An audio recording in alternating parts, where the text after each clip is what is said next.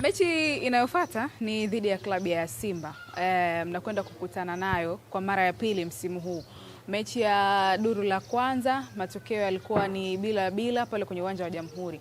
Mnakwenda kukutana na klabu ya Simba. Klabu ya Simba ambayo inaona safari yake ya kwenye kuifikia ubingwa wa ligi ni kama ipo hivi kulingana na pointi namna ambavyo zinaenda. Mimi nataka kujua tu namna ambavyo unajiandaa na mechi hiyo, lakini pia kwa kila ambacho kimetokea kwenye mechi zilizopita. Kwanza sisi tunamshukuru Mwenyezi Mungu kwa kufika hapa salama. Sisi mechi hiyo itakuwa ni mechi ngumu, lakini kwa the way tulivyo, hamasa ya kupata matokeo katika mechi mbili zilizopita, moja tumepata sare, moja tumeshinda.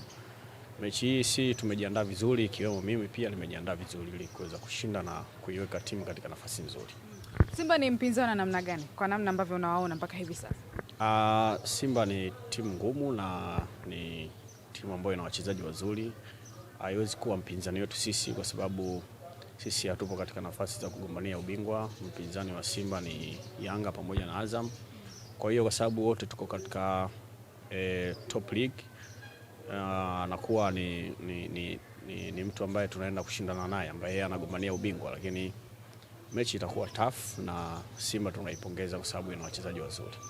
Niliona sehemu unazungumza kwamba katika timu ambazo unapenda kuzifunga ni klabu ya Simba kutokana na kipindi cha nyuma huko waliwahi kukukataa. Hii mentality bado unayo kuelekea hiyo mechi kwamba kulingana na yaliyotokea huko nyuma basi kuna kitu inabidi nikafanya?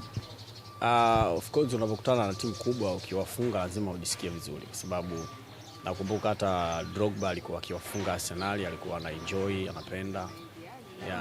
So mimi pia nikifunga moja ya timu kubwa especially Simba na enjoy kwa sababu unapenda kufunga timu kubwa. Kuna kocha wangu mmoja ananiambia mchezaji mzuri na mchezaji mkubwa anaonekana anapocheza na timu kubwa.